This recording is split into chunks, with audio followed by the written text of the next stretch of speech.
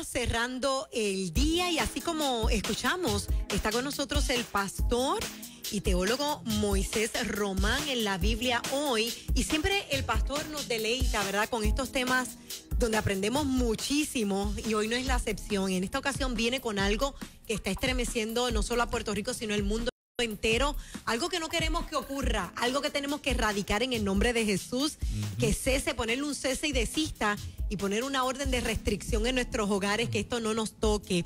Me refiero, ¿verdad?, al tema del suicidio y él va a estar compartiendo con nosotros. Bienvenido, Pastor Moisés. Grato poder estar con ustedes y con esa vasta audiencia de Radio Nueva Vida. Un placer. El placer es nuestro. Se ha convertido, Moisés, el tema del suicidio en el liderazgo eclesiástico en un tema tan común como los demás. Y obviamente, como no es, se espera que un líder eclesiástico recurra a una decisión tan drástica como el suicidio, pues ha estremecido ¿verdad?, los cimientos de confianza de tanta gente que ve en los líderes y en los pastores como este baluarte, ¿verdad?, este muro de contención que siempre es capaz para tener las palabras y la ayuda que nosotros necesitamos. ¿Qué está pasando a nivel de liderazgo eclesiástico, en tu opinión y por tu extensa experiencia, que nos están tomando esta decisión muchos pastores? Bueno, yo creo que lo primero que debemos pensar es que los ministros pueden ser gente con unas cualidades de oro extraordinarias, pero los pies siguen siendo de barro. Siguen siendo seres humanos que en tantas circunstancias de la vida se ven enfrentados aún a problemas y a crisis mayores de los que usualmente la gente tiene. Muy pocas veces, tal vez a excepción de la celebración del Día del Pastor, es que al ministro se le felicita. Por lo general, la carga de críticas hacia la persona del ministro son enormísimas. Y desde luego, el otro problema que tenemos es la ausencia de una teología que responda a los valores éticos dentro del marco de la fe. Nosotros por lo general planteamos que Dios es el Dios de la vida y que a Dios le da mucho coraje, tanto coraje como para mandar a una persona al infierno porque se suicida. Y esto nosotros necesitamos mirarlo desde una perspectiva más compasiva, más misericordiosa y desde una perspectiva más profundamente bíblica. Porque tal vez estemos juzgando el acto del suicidio y, como muy bien se mencionó ahorita, ojalá y nunca sucediera, ojalá y nunca aconteciera, y ojalá la gente que nos escuche hoy entienda cuál es la posición que se tiene sobre el particular. La posición cristiana es provida, y es provida del niño, del infante antes de nacer, y es provida del anciano, y es provida para el que está sano y saludable, y es provida para el que está enfermo. Por esa razón afirmamos la no eutanasia, porque creemos en la vida. Pero no podemos perder de perspectiva que cuando estos eventos acontecen y cuando estas situaciones acontecen, entonces, en nombre de nuestra postura provida, no podemos hacer un juicio condenatorio a aquellos ministros y a aquellas personas que, por razones de una crisis emocional, de una crisis mental, acometen contra su propio cuerpo y logran hacer el suicidio. Desde luego, hoy las comunicaciones nos hacen llegar la información mucho más rápido, pero este no es un problema de este siglo, este es un problema de siempre. Yo a veces le planteo a pastores y a compañeros y les digo, Judas fue y se ahorcó después de haber entregado a Jesús, al Maestro, porque cayó en una depresión, profunda. Pedro negó a Jesús maldijo a Jesús, habló malo para demostrar que él no era seguidor de Jesús y cayó en una profunda depresión también. ¿Qué hace la diferencia entre Pedro y Judas? Ambos en depresión, uno porque vendió al maestro y otro porque lo negó. La diferencia la hace el tratamiento. Jesús trató a Pedro, manejó la condición depresiva de Pedro, que muy bien pudo haber llegado al suicidio también, a tal punto de que Jesús está dándole una comisión a Pedro y Pedro no la está aceptando. Y Jesús está confrontando a Pedro precisamente para que Pedro acepte que le ama, y Pedro está diciendo, no, yo nunca te he llegado a amar, yo solo te quiero. Sin embargo, el tratamiento que Jesús le da a Pedro lo salva posiblemente del suicidio. La única desventaja que tuvo Judas es que no hubo quien lo tratara, quien manejara su situación, y finalmente fue y se ahorcó. Por el otro lado, nos vamos a encontrar en las Sagradas Escrituras. Yo he acompañado a organizaciones donde ministros se han privado de la vida, y he acompañado a pastores y pastoras y a líderes religiosos en situaciones muy parecidas. Y una de las cosas que le he planteado a ellos es la siguiente: ¿tú crees que tú eres más que Isaías? ¿Eres más que Jeremías? ¿Tú crees que eres más que Elías? Y le estoy mencionando gente que en las Sagradas Escrituras en un momento dado pensaron en el suicidio. Ahora, ¿qué dicen los especialistas de la conducta humana? Los especialistas de la conducta humana dicen que casi el 4% de las personas, de los seres humanos, antes de los 18 años piensan en el suicidio. Pues mira, todos estos profetas, inclusive el salmista pensó también en el suicidio. ¿Y qué decimos de Jesús? Cuando en un momento le dice a sus discípulos, mi alma está tan abatida que yo me quisiera morir. O sea, pues esto es parte de la realidad humana.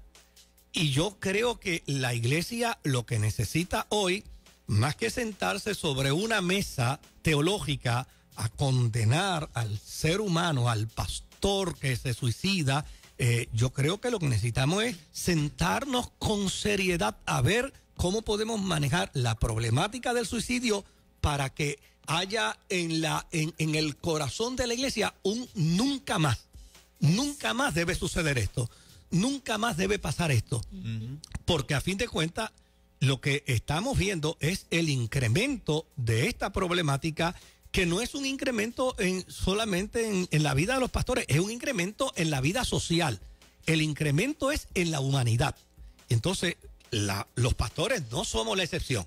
Vivimos dentro de la humanidad, pasamos por situaciones difíciles. Muchas veces el pastor es un llanero solitario dentro de la iglesia. Está lleno de gente dentro de la iglesia, pero está solo.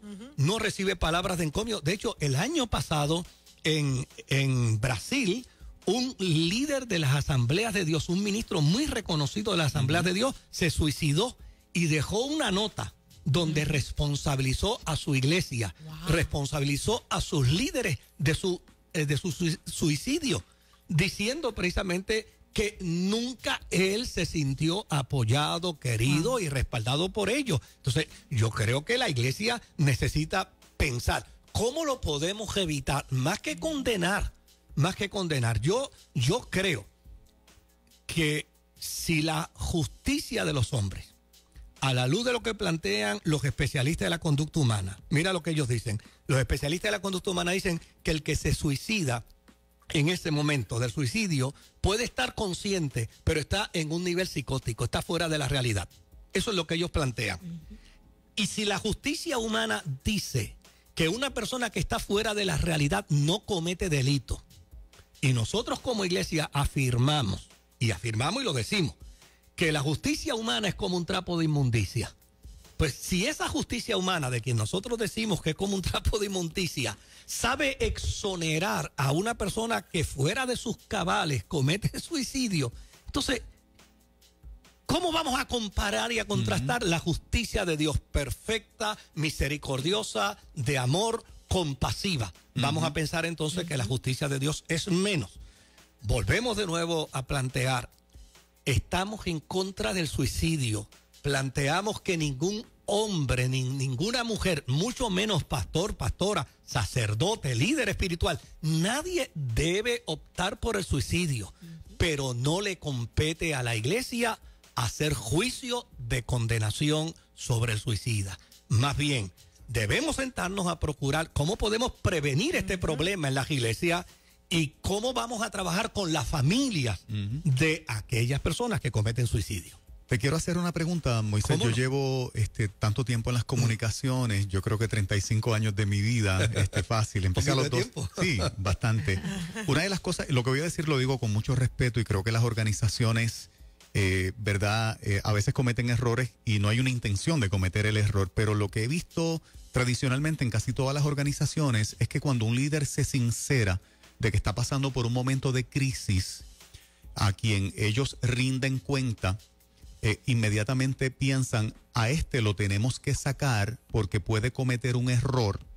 Y este pastor, que el salario que tiene es el sustento de su familia, cuando habla de alguna crisis por la cual está pasando, en vez de presentársele ayuda, lo que va a recibir es una remoción y pierde también el salario. Por lo tanto, el líder opta por callar, porque sabe que si habla y se sincera, va a perder su trabajo.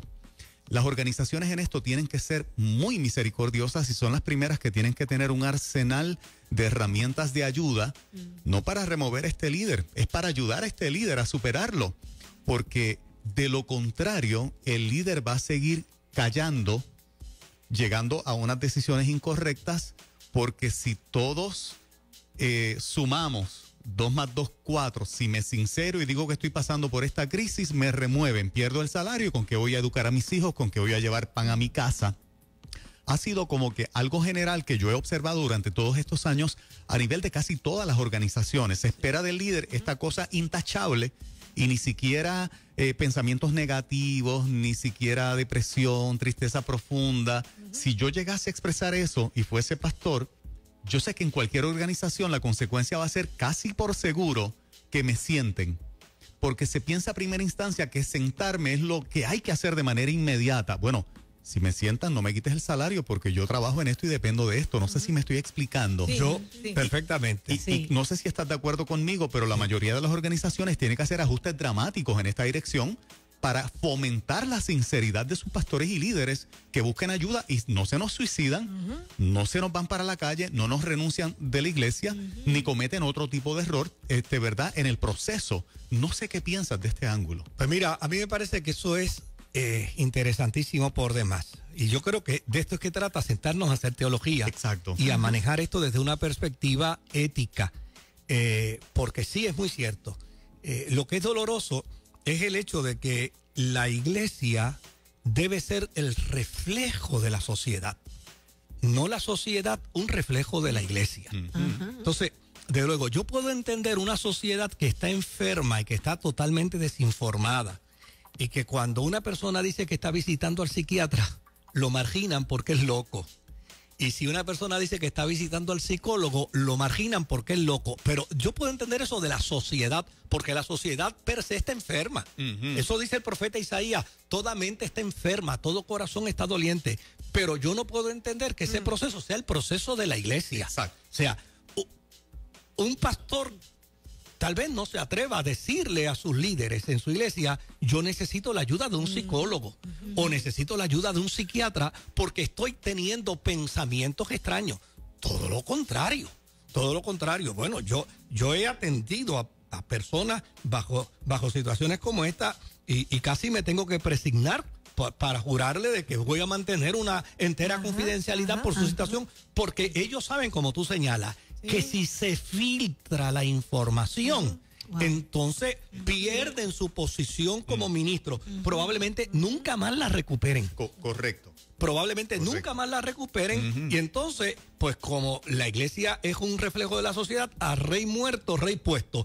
Te sacamos a ti, ponemos un pastor aquí y a ti que te resuelva el Señor en su misericordia. Nosotros, entonces, lo que hacemos es cavándole la fosa a ese ministro precisamente para que cada día se enferme más su mente, cada día se enferme más su corazón y finalmente acontezcan estas desgracias que acontecen.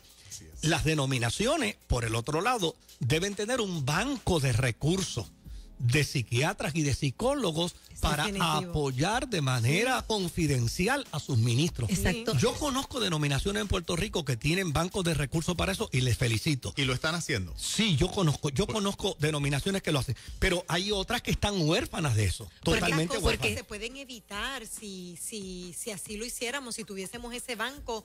Yo quiero mencionar, sin verdad decir tantos detalles, pero a mí en una ocasión me llevaron por un año completo hablarle a esposas de personas que ocupan cargos importantes en este país.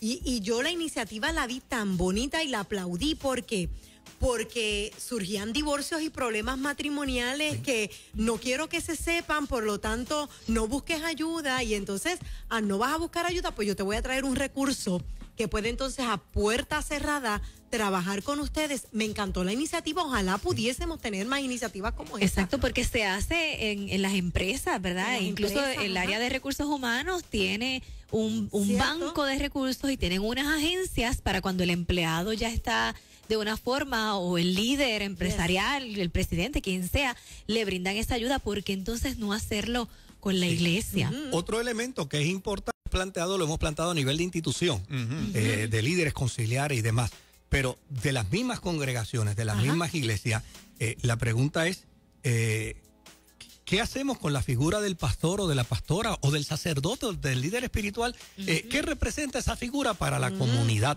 Para la comunidad. ¿Es el pastor que tiene que venir los domingos a predicar o es el amigo? ¿Es la persona con quien compartimos también en la mesa? Es la persona en la que pensamos. Mira, yo he conocido de casos de pastores que me dicen, mira, tú sabes lo que es, Moisés, que tengo que celebrar la ceremonia de una boda y me tengo que sacrificar para hacer la ceremonia. Sin embargo, no estoy invitado a la boda. Entonces, pues ¿qué vamos a hacer? ¿Qué van a hacer las comunidades con los pastores, con los sacerdotes?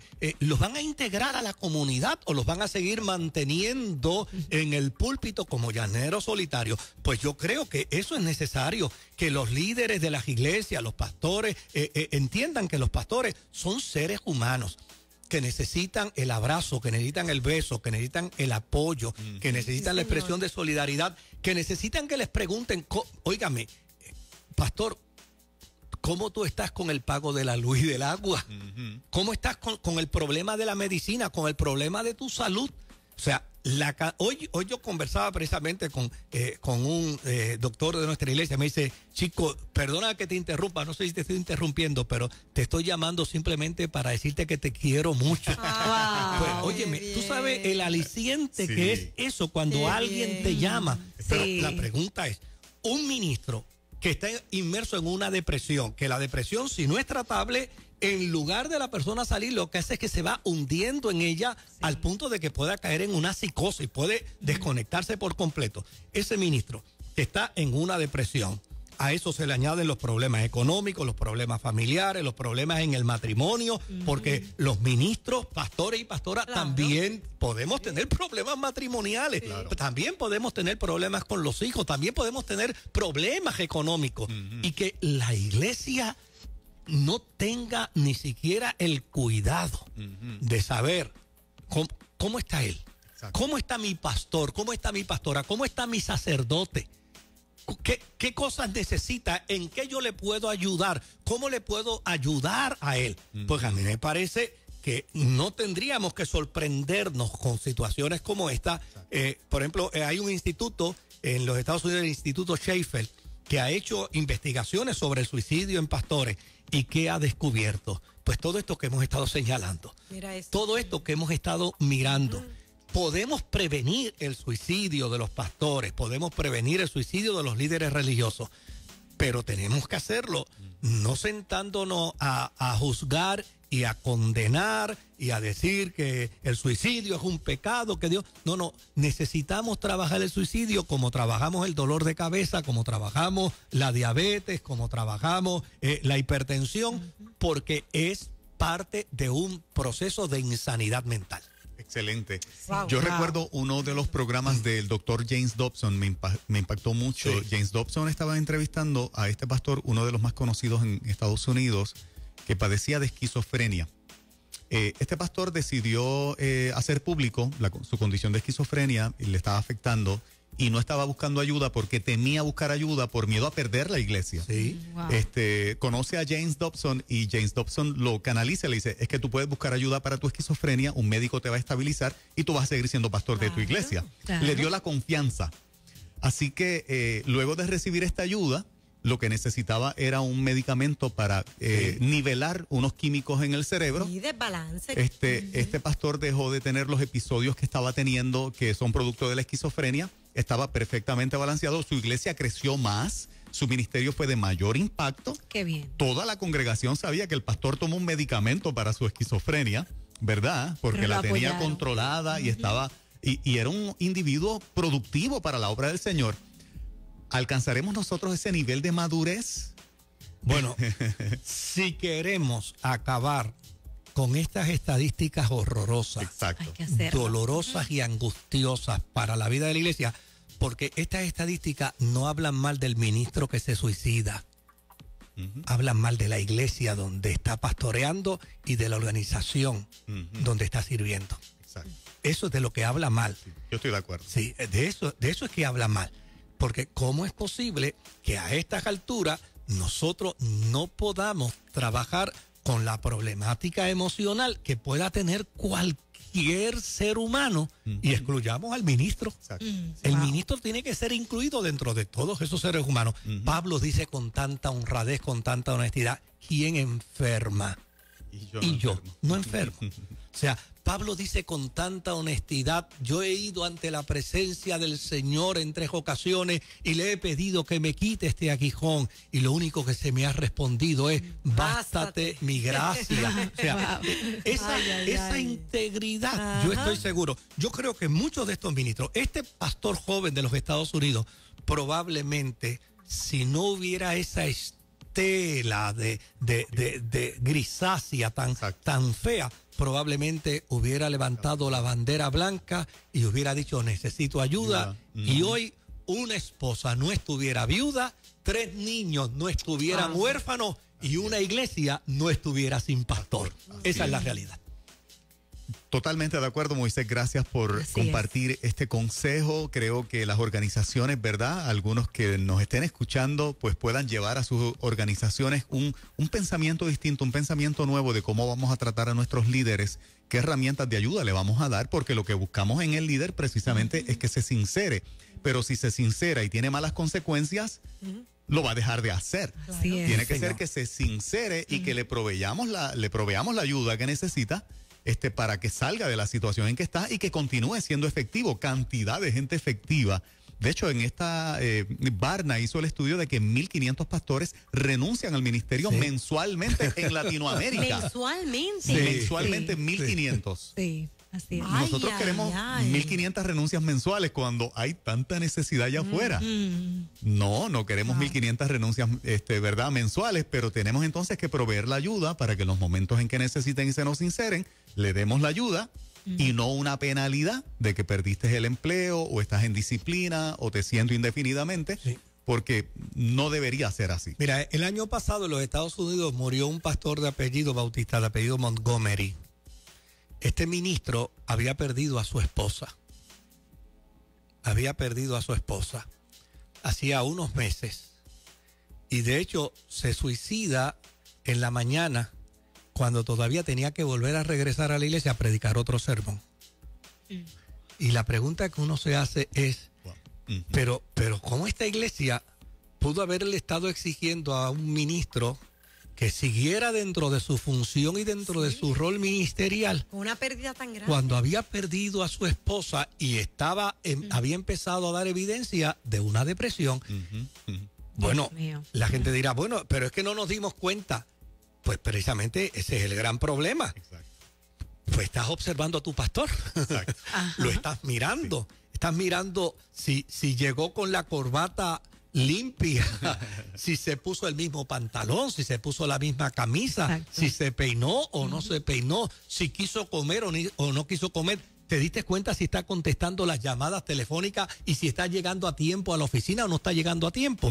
Porque no hay un suicida que sorprenda a todos los que están en su entorno con su suicidio. Todo lo contrario, siempre dan señales. Lo que pasa es que las ignoramos. Moisés Román con nosotros, la Biblia hoy. Moisés, para los que no tienen iglesia y te quieran visitar, ¿la que pastoreas? Bueno, la gente que desee visitar nuestra iglesia nos puede llamar al 793-1777. Nuestra iglesia es la Iglesia Evangélica Ministerio Sanador.